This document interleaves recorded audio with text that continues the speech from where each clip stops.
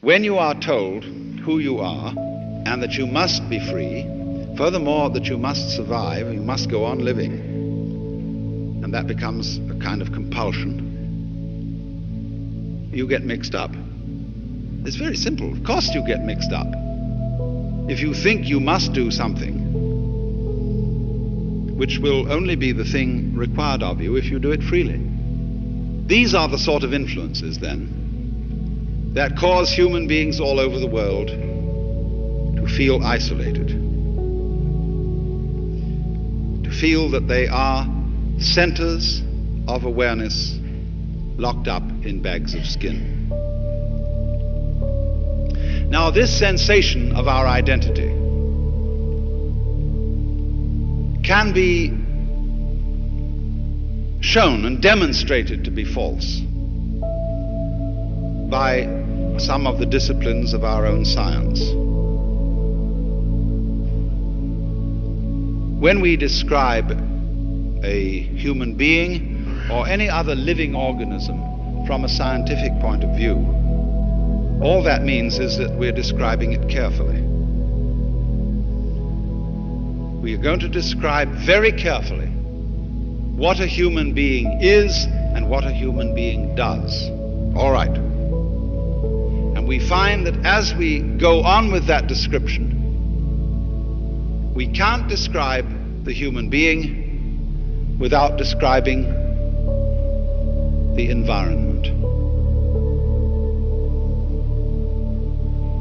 We can't say what a human being is doing without also saying what the world around him is doing. Just imagine for a moment that you couldn't see anything up here except me. You couldn't see the curtains behind me. You couldn't see the stage. You couldn't see the microphone. You could only see me. That was all you could see. What would you be looking at? You wouldn't see me at all, because you wouldn't see my edges. And my edges are rather important for seeing me. My edges would be identical with the edge of your eyesight, with that vague oval curve, which is the field of vision. And what you would be looking at would be my necktie, my nose, my eyes, and so on, but you wouldn't see my edges. So you'd be confronted with a very strange monster, and you wouldn't know it was a human being. Because to see me, you need to see my background. And therein lies a clue of which we are mostly ignorant. In Buddhist theory, the cause of our phony sense of identity is called avidya, and that means ignorance, although it's better to pronounce it ignorance. Having a deluded sense of identity is the result of ignoring certain things.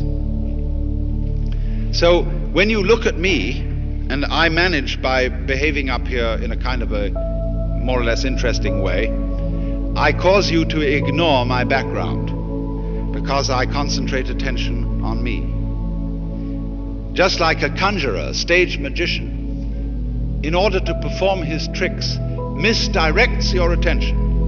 He talks to you about something he's doing here, and he talks to you about his fingers and how empty they are, and he can pull something out of his pocket in plain sight and you don't notice it. And so a magic happens.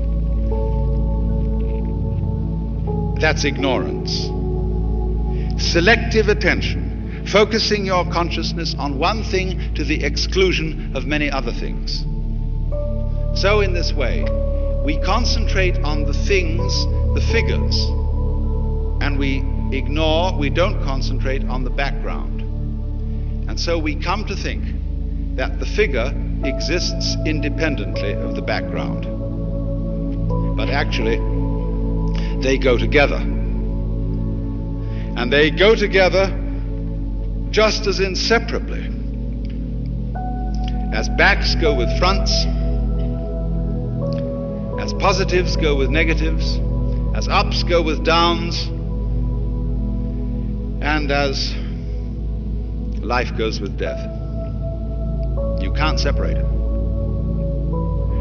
So there's a sort of secret conspiracy between the figure and the background. They are really one, but they look different.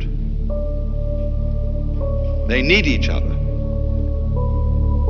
just as male needs female, and vice versa.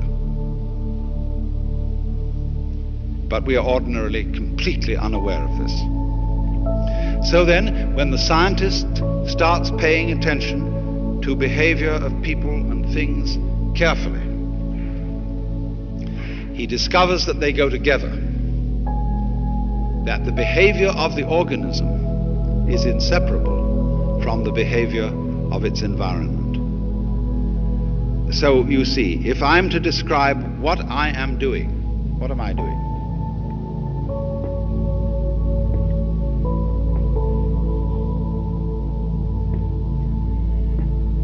Am I just waving my legs back and forth? No, I'm walking. And in order to speak about walking, you have to speak about the space in which I am walking, about the floor, about the direction, left or right, in relation to what kind of room, what kind of stage, what kind of situation. Because if there isn't a ground underneath me, I can't very well walk. So the description of what I am doing involves the description of the world. And so the biologist comes to say that what he is describing is no longer merely the organism and its behavior. He is describing a field which he now calls the organism-environment. And that field is what the individual actually is. Now, this is very clearly recognized in all sorts of sciences. But the average individual, and indeed the average scientist, does not feel in a way that corresponds to his theory. He still feels as if he were a center of sensitivity locked up inside a bag of skin. The object of Buddhist discipline or methods of psychological training is, as it were, to turn that feeling inside out, to bring about a state of affairs in which the individual feels himself to be everything that there is, the whole cosmos, focused, expressing itself here.